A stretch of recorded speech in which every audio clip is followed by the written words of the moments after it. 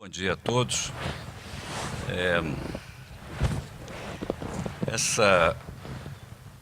Esta mesa tem uma composição e termos de referência diferentes da primeira.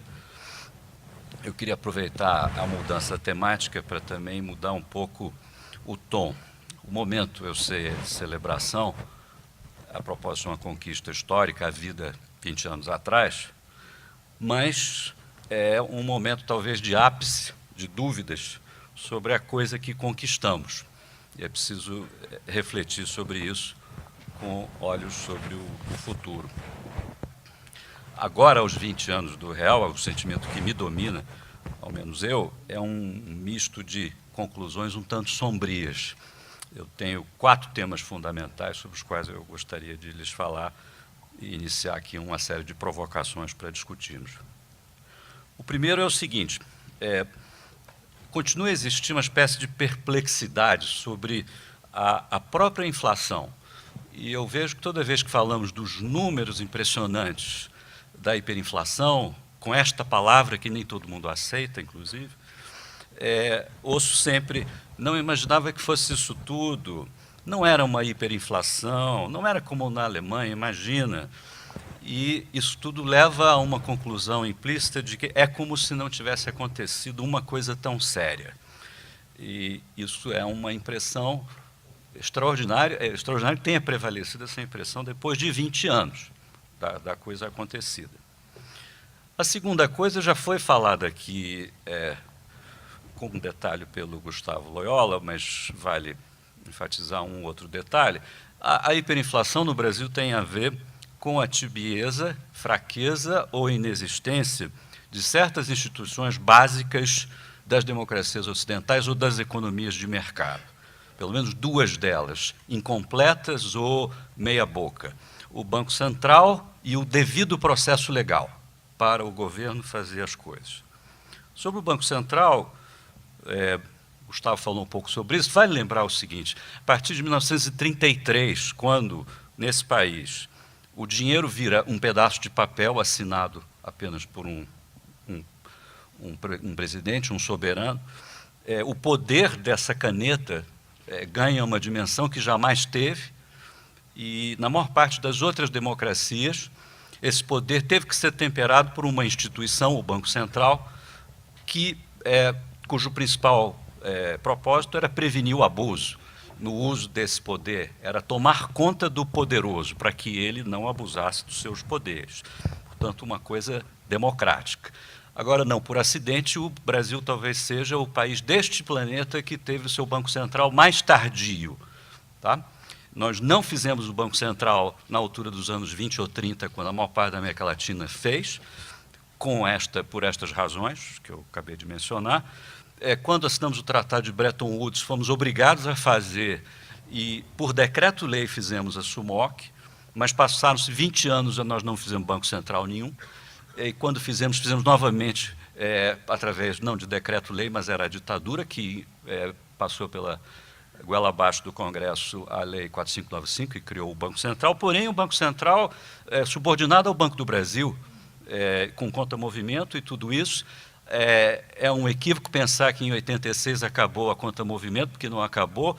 Ela foi meio que modificada nos seus termos de funcionamento e passou a funcionar para bancos estaduais, ou seja, o seu escopo foi ampliado, e só acabou em 1997, ou seja, o Banco Central brasileiro, você pode talvez dizer que 97, a 3 anos do final do século, é quando ele se forma um pouco mais completamente feito os outros bancos centrais do planeta. Não é acidente que tenhamos aqui a hiperinflação, né?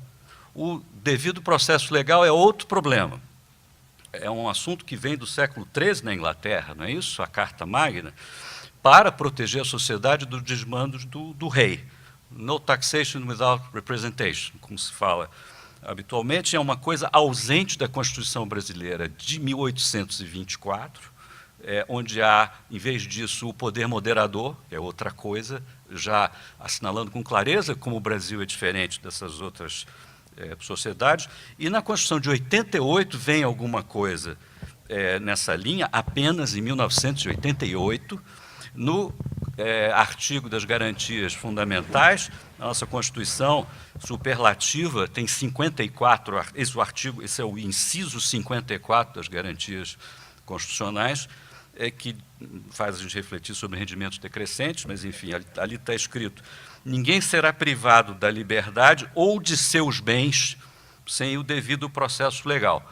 Nós escrevemos isso em 1988, quando a inflação surrupiava nossos bens todo dia, toda hora, todo minuto, tá certo? E 2 anos depois, com a plena vigência desse dispositivo, nós fizemos um confisco, em 1990, com o Plano Collor. Ou seja, isso revela muito sobre a tibieza das instituições brasileiras quando se trata de controlar a moeda, para ficar só na moeda. Terceira observação é o seguinte: é o trauma da hiperinflação. Acho que tem um tanto de mistificação sobre isso. Nós gostamos de um certo autoelogio aqui, de imaginar que tudo mudou e que a sociedade brasileira hoje desenvolveu uma intolerância absurda com relação à inflação. Eu não tenho muita certeza sobre isso. Eu acho que, quando eu ouço as pessoas falarem sobre a inflação, a recordação mais frequente é o supermercado e fazer as compras rápido, é a velocidade da coisa, menos do que propriamente perdi tudo ou fiquei pobre por causa da inflação, como ocorreu na Alemanha. E, portanto, o trauma aqui não é com a inflação, é com os planos. As pessoas, quando lembram dos tempos difíceis da inflação, lembram do Plano Collor, quando ficaram sem dinheiro e perderam tudo. Portanto, os vilões são os planos, não é a inflação. Quem é a inflação, aliás? É um vilão que permaneceu impessoal durante todos esses anos, dificultando enormemente o seu combate político e retórico, porque não existe essa pessoa ou alguém identificado com a inflação. Como não tem culpado, não tem CPI, é o crime perfeito, não é isso? E aí a organização retórica do combate à inflação fica enormemente dificultada pela ausência do antagonista, do adversário. Quem é ele?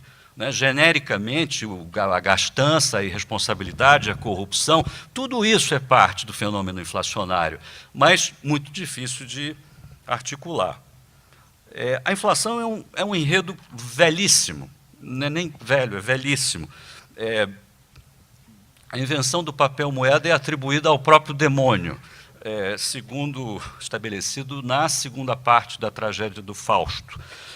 Goethe, quando publicou a segunda parte, depois de morrer em 1830, tinha uma cena onde o demônio em pessoa ensinava ao rei como se fazia impressão de papel moeda para pagar as contas do governo, para pagar a guerra e para pagar o desenvolvimento também.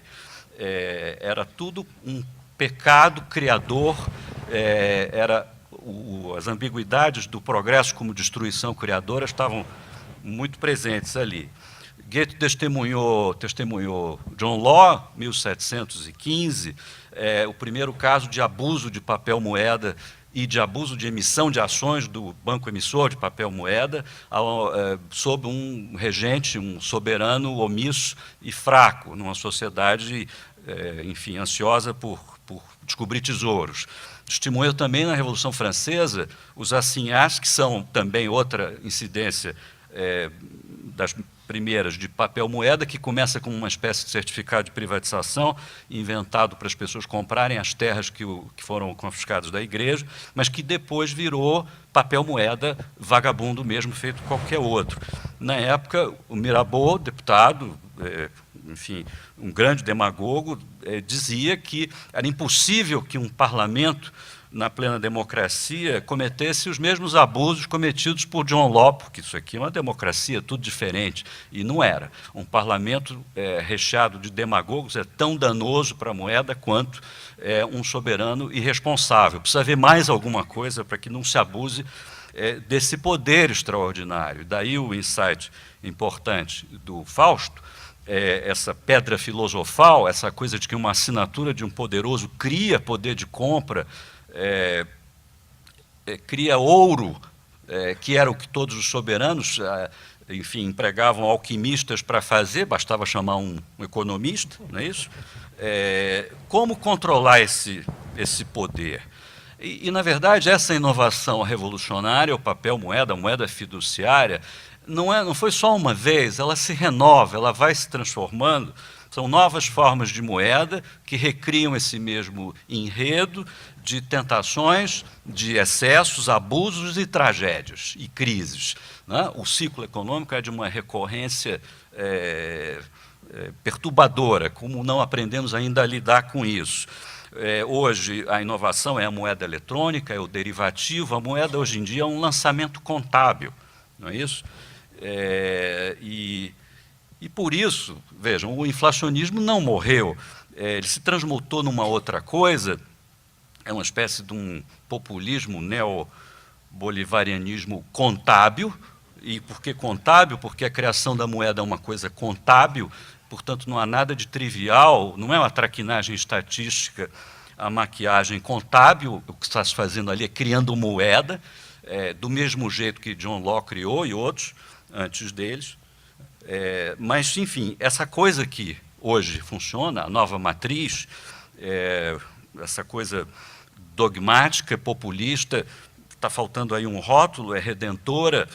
Isso me leva ao quarto tema aqui importante, que é um problema de nós todos, que é uma desconexão que existe e precisa ser resolvida entre a ineficácia política e eficácia prática do discurso e da prática burguesa, liberal, convencional, da teoria econômica convencional, e, ao mesmo tempo, a eficácia política do populismo, que é sempre um fantasma, e sua ineficiência econômica e a dificuldade de alguma forma, situar onde estamos.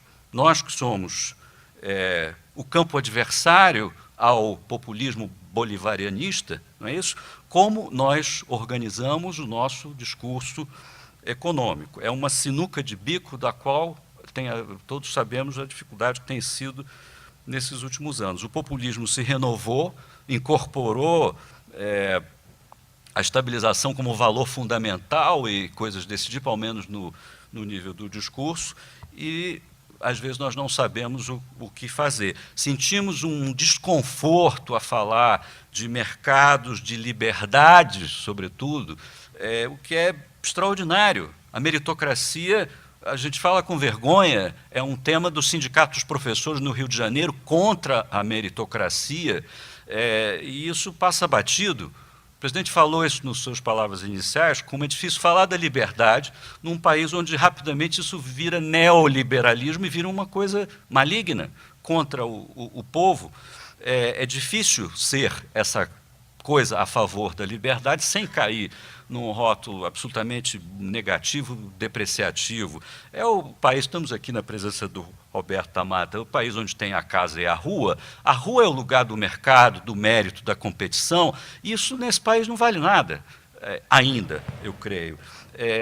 Nós aqui todos, aqui reunidos, fazemos parte de uma experiência interessante, e eu já termino, que foi o Plano Real e a URV, onde talvez seja o meu exemplo predileto de como nós construímos um mecanismo de mercado, um mecanismo compatível com os incentivos das pessoas, não um pacto social politicamente negociado pela sociedade vertebrada, não. É um mecanismo de mercado onde as pessoas, de acordo com seus incentivos, seus piores instintos, através de decisões utilitárias, aderem a coisas que fazem sentido. E é isso o que foi a URV, um mecanismo de mercado bem construído, que funcionou um triunfo da racionalidade. Essa mesma mecânica pode ser introduzida em outros problemas de coordenação econômica. O da moda hoje é o do crescimento. É a mesma coisa, é um problema de coordenação econômica, onde é preciso combinar as decisões utilitárias de empresas e pessoas em uma direção, o governo fornecendo apenas uma orientação. Enfim, a racionalidade está ameaçada. Eu vou ficar por aqui, temos muito que discutir. Muito obrigado.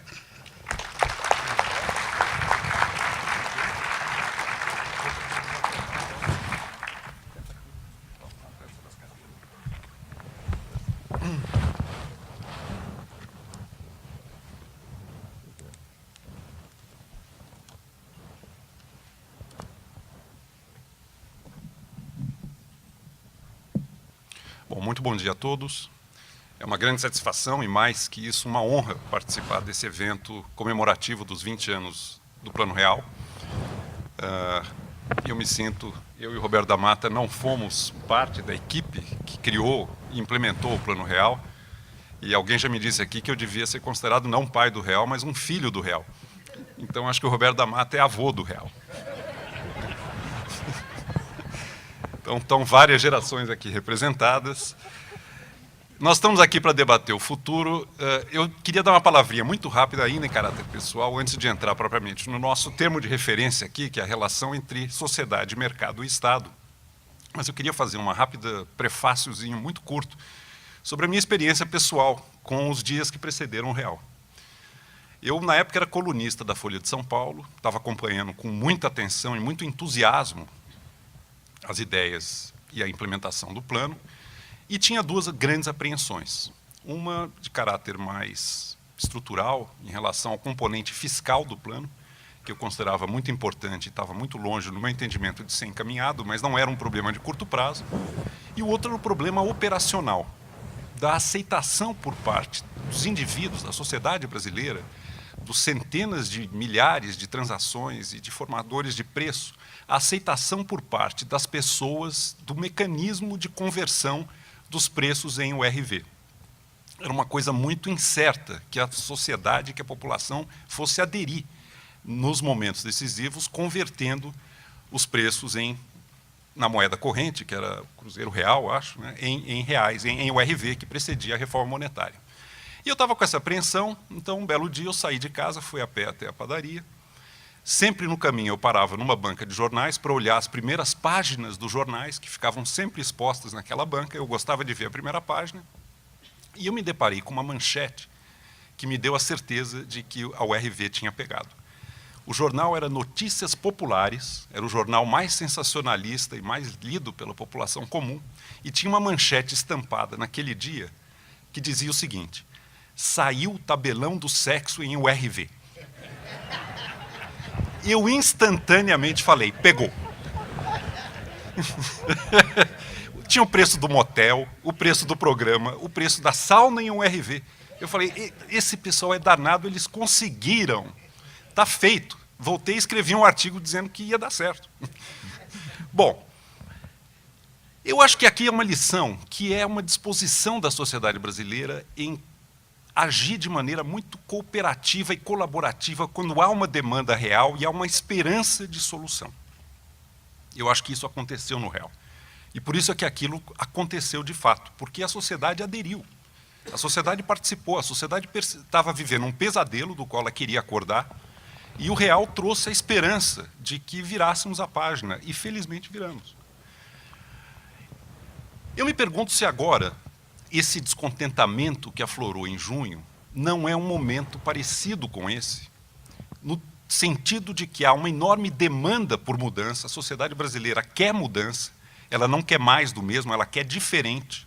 Existe esse potencial de cooperação, de colaboração, de participação, e o que nós precisamos, de fato, é dar a isso uma realidade prática e um desdobramento de esperança política, para que não fique também, e esse é um risco que existe, alguma coisa completamente desfocada e eventualmente violenta e que leve a situações difíceis de impasse dentro de um Estado democrático de direito.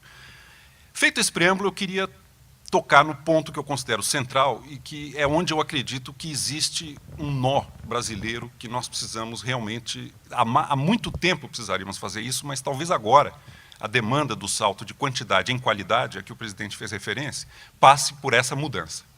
E o tema que é colocado aqui para nós é a relação entre sociedade, mercado e Estado, e eu acho que aqui reside, de fato, um nó a ser resolvido na vida brasileira. A formação histórica brasileira padece de um vício de origem, uma inversão grave na relação entre sociedade civil e Estado.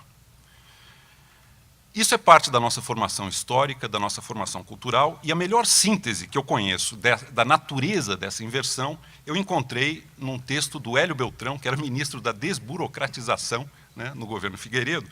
Eu vou me permitir fazer essa citação aqui para depois tirar desdobramentos disso para o momento atual. Hélio Beltrão escreveu: a verdade é que o Brasil já nasceu rigorosamente centralizado e regulamentado. Desde o primeiro instante, tudo aqui aconteceu de cima para baixo e de trás para diante. Quando Tomé de Souza desembarcou na Bahia em 1549, nomeado governador-geral pelo regime absolutista e centralizador vigente em Portugal, já trouxe consigo um regimento pronto e acabado, elaborado em Lisboa, que representou, na verdade, a primeira Constituição do Brasil. Ainda não havia povo nem sociedade, mas já existia, pré-fabricado e imposto, do alto e de longe, o arcabouço administrativo que deveria moldar a ambos. Esse modelo passou a prevalecer. A estrutura burocrática sempre precedeu e condicionou a organização social. Já consignava João Camilo o fato realmente espantoso de que, no Brasil, o Estado precedeu fisicamente o povo. Essa circunstância é assinalada por todos os estudiosos da nossa história.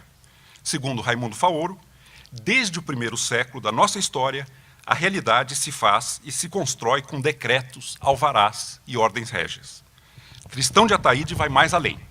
Fomos um povo formado às avessas, que teve coroa antes de ter povo, parlamentarismo antes de eleições, escolas superiores antes de alfabetização, bancos antes de ter economias.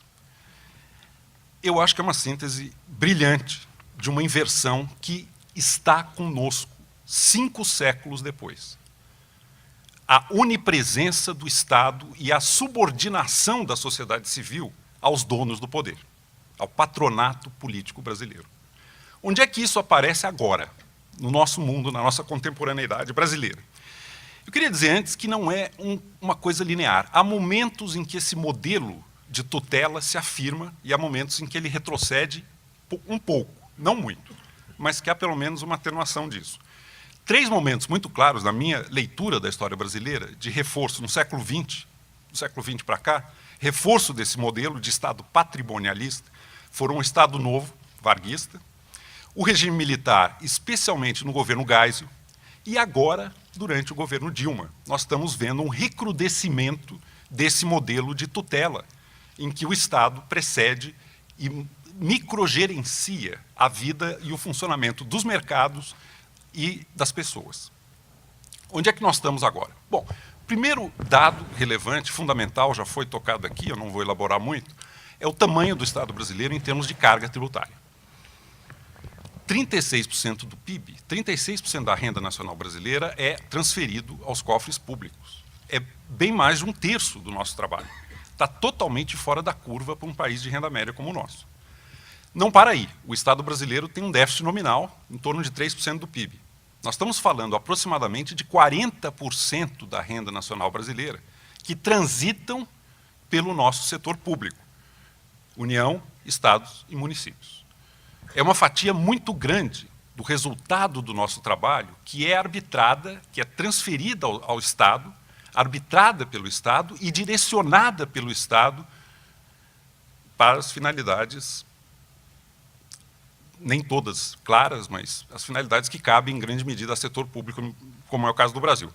Não posso deixar de registrar que, embora o Estado brasileiro faça uma intermediação de 40% da renda, o investimento do Estado brasileiro em formação de capital físico é realmente pífio. Tudo considerado, inclusive o plano de abuso da credulidade, que é o PAC, né? Tudo considerado, o Estado brasileiro investe hoje 2,4% do PIB. Ele drena 40% da renda nacional brasileira, carga tributária mais déficit nominal, e ele entrega em investimento 2,4% do PIB, é a média dos últimos 4 anos, PAC incluído. Para não falar da qualidade dos serviços públicos, como saúde, educação, transportes e segurança pública, que é um elemento de qualidade e é onde eu considero que reside realmente um tremendo, talvez o maior desafio para o salto qualitativo que o Brasil precisa dar. Mas não é só o tamanho do Estado, medido por carga tributária e por drenagem de recursos da sociedade.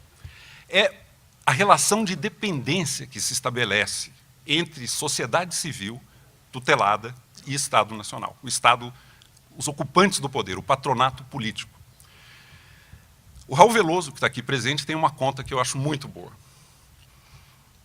Em toda a sociedade, existem aqueles que vivem das trocas voluntárias no mercado, produzem algum bem ou serviço cujo valor é voluntariamente reconhecido pelos demais, e isso lhes proporciona uma renda para viver.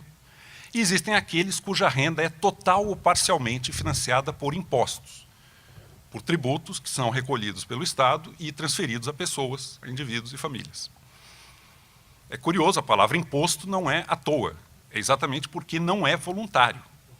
É muito curioso que no Brasil o taxpayer, o pagador de impostos, é chamado de contribuinte. A única coisa que não é voluntária é contribuinte. Bom, qual é o tamanho desses dois grupos hoje na sociedade brasileira? Os que vivem das trocas voluntárias e os que vivem de transferências financiadas por impostos, total ou parcialmente.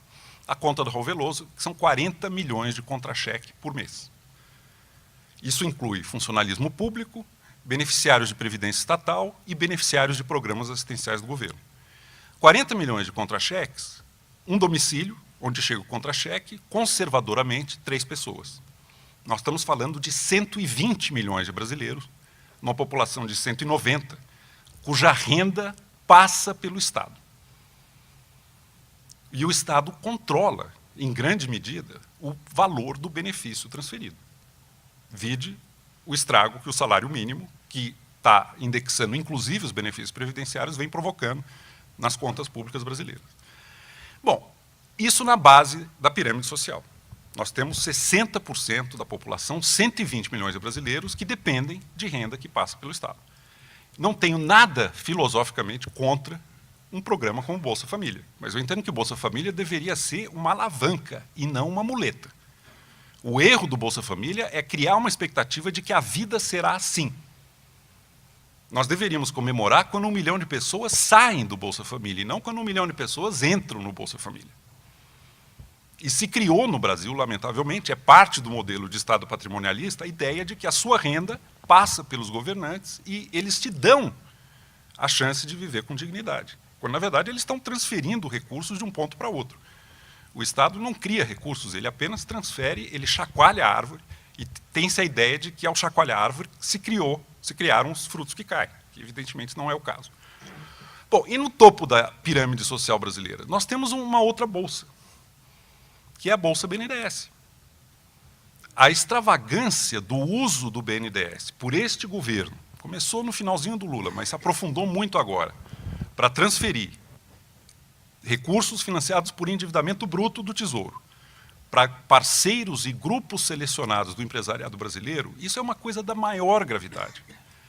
Nós estamos falando de um volume de recursos da ordem de 9% do PIB, 400 bilhões de reais de dívida bruta que o governo jogou para gerações futuras para transferir na modalidade de empréstimos subsidiados para grupos selecionados de parceiros que são os eleitos para esse crédito a um juro muito menor do que o juro do mercado voluntário.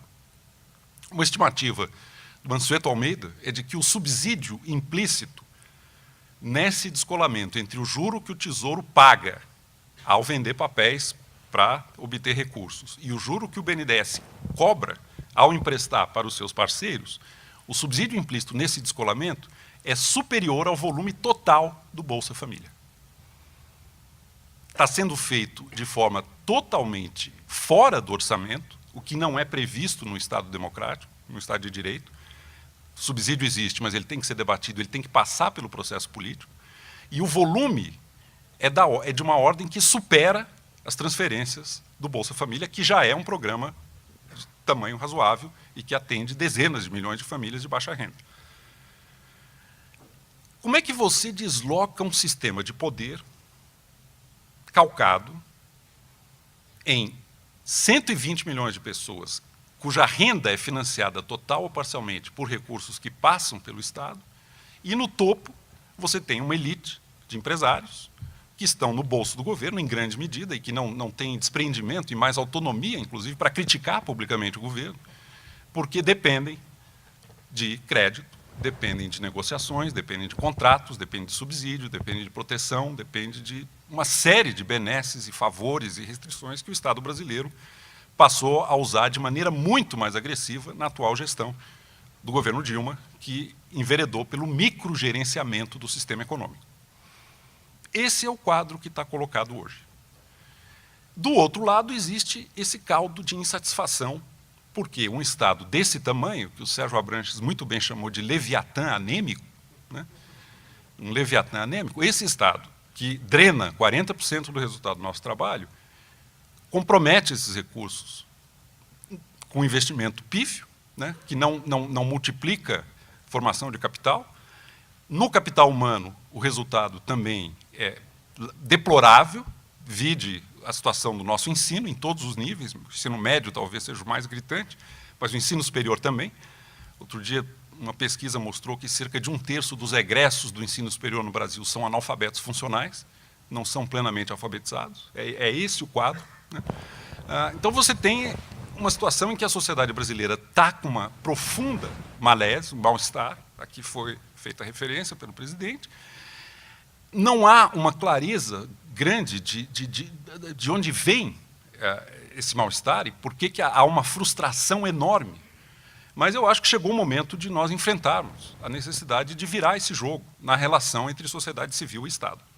Eu vou completar, Demetrio, uma última colocação, que seria o lado mais propositivo, talvez a gente possa voltar a isso no debate, mas eu acredito que o avanço agora virá num movimento de completar algo que se esboçou em 88, mas não foi feito de fato, que é o federalismo, o Estado federativo no Brasil.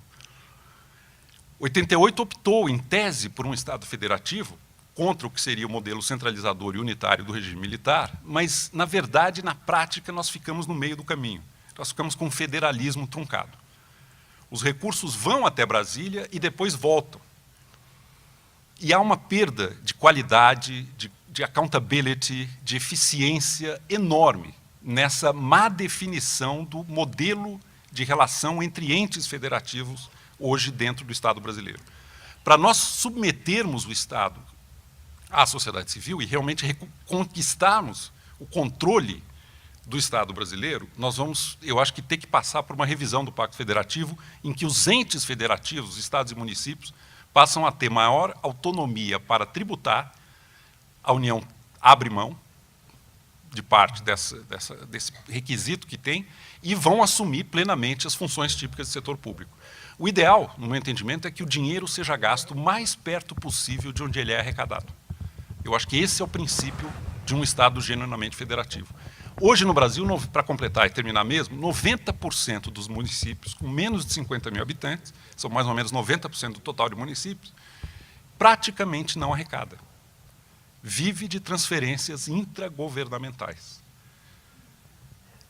Mais de 85% do gasto desses 90% de municípios brasileiros, e nós estamos falando aqui de 5.570 municípios ao todo, mais de 90% desses gastos é financiado com mesada intragovernamental. Ou seja, o dinheiro vem não se sabe de onde. E é no município que os problemas de qualidade vão ser resolvidos, porque eles são demandas que ocorrem local, demandas locais. Educação, saúde, transporte e segurança são demandas de âmbito municipal. Então, eu acho que, para avançar realmente, para conquistar um outro tipo de relação entre sociedade civil e Estado no Brasil, nós temos que avançar no modelo de descentralização para construir um genuíno Estado federativo, coisa que, de fato, nunca houve no Brasil, em que os estados e municípios vão ter as atribuições típicas do setor público, mas também vão ter autoridade para tributar e o dinheiro será gasto o mais perto possível de onde ele é arrecadado. O que implica, essa é a parte difícil, diminuição do tamanho do governo central. A União vai ter que encolher para fazer esse movimento, que não foi feito em 88. Obrigado pela atenção.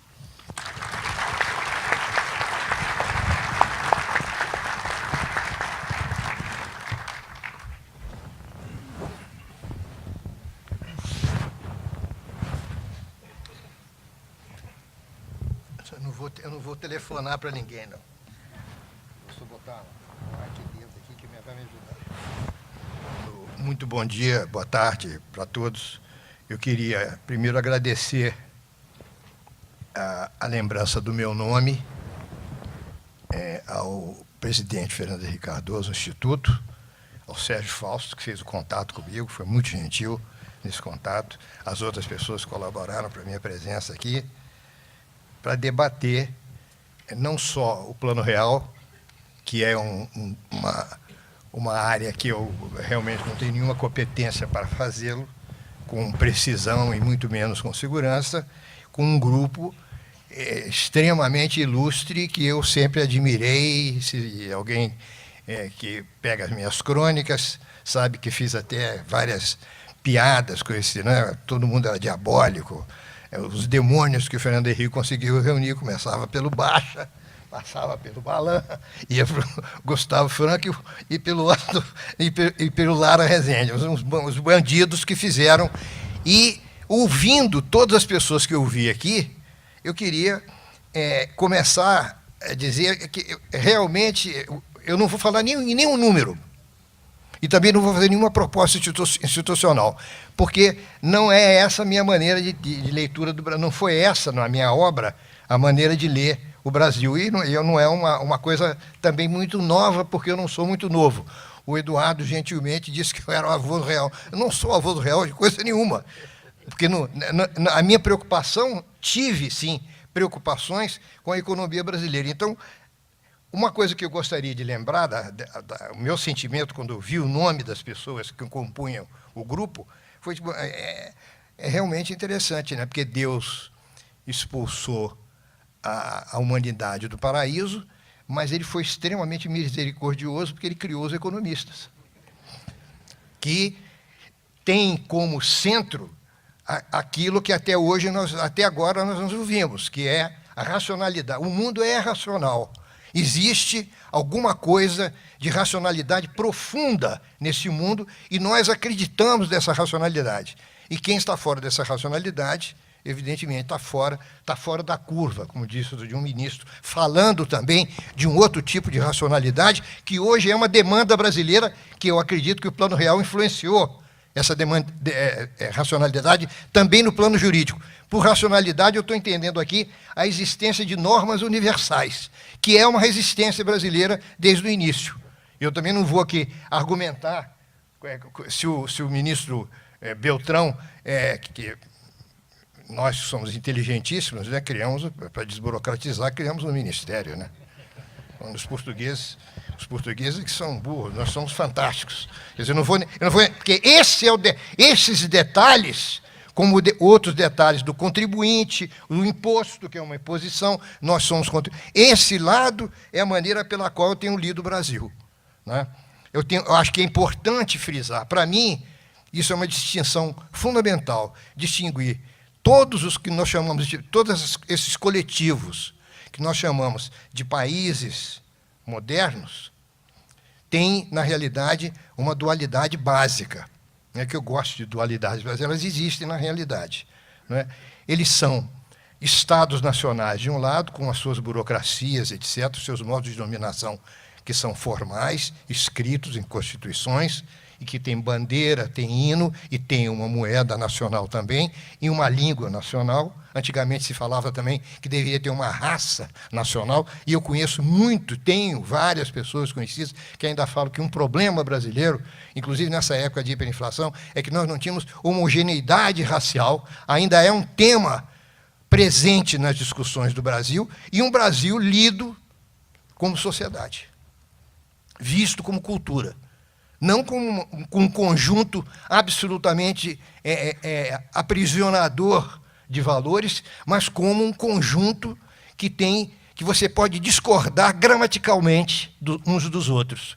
E é importante que eu diga isso, que é um truísmo, mas é um truísmo importante para falar, sobretudo para as pessoas que estão me ouvindo, porque é uma oportunidade que eu tenho para, inclusive, que a minha obra, não digo que seja entendida, mas ao menos seja lida, ou relida, né? Que é o fato de que nós falamos uma língua.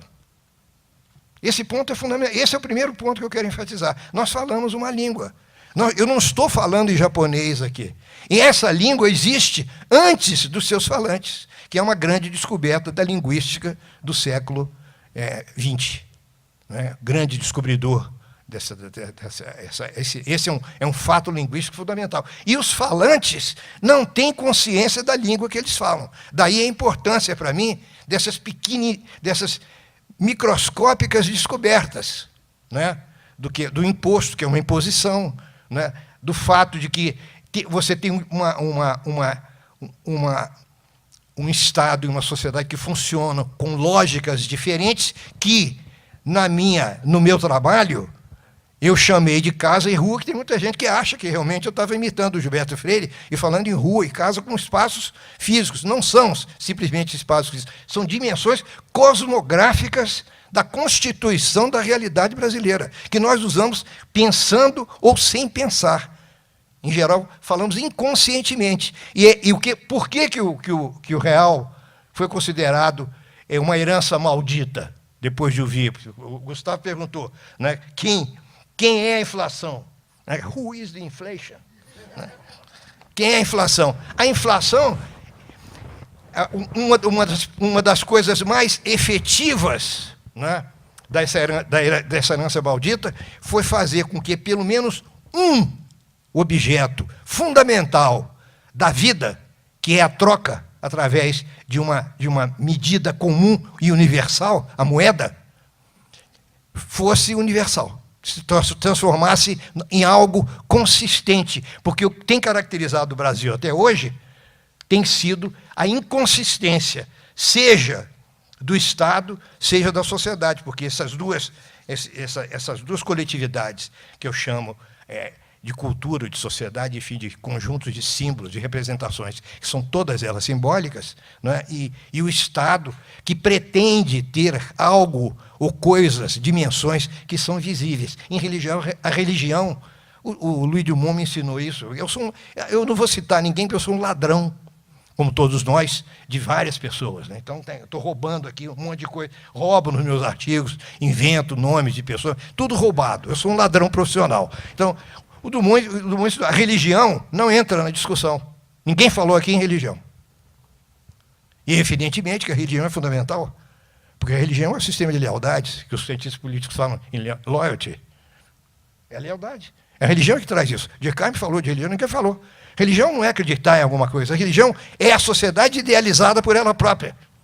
Nós não conseguimos falar em religião nesse sentido no Brasil. Agora, falamos em política e falamos em economia. O Dumont fala uma coisa interessante. Se você pegar economia, política, essas três categorias que nós usamos como categorias analíticas fundamentais, se nós pegarmos religião, política e economia, e trocarmos de lugar, porque no mundo ocidental a economia vem em primeiro lugar, provavelmente a política, mas em alguns autores a relação entre política e economia é uma relação às vezes funcional, e às vezes disfuncional, e aqui eu estou me lembrando do Richman, que diz isso em vários dos seus ensaios, que são extremamente interessantes, porque justamente o problema dele, que é um homem, até hoje, que vale a pena ler, porque ele tem uma indecisão, que é uma decisão, a subversão dele é uma indecisão, que é a indecisão que foi falada aqui, acho que foi o Eduardo que mencionou, de quem é o englobador e quem é o englobado.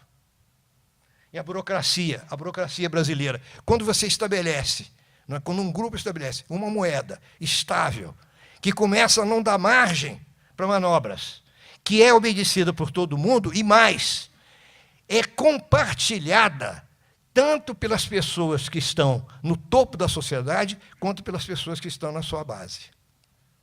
E o cálculo passa a ser o mesmo, porque era impossível para qualquer trabalhador que recebesse salário mínimo, qualquer pessoa que tivesse um emprego modesto ou humilde, fazer um cálculo da corrupção brasileira na época quando você tem uma hiperinflação. Era simplesmente impossível. Hoje, é tranquilo fazer esse cálculo.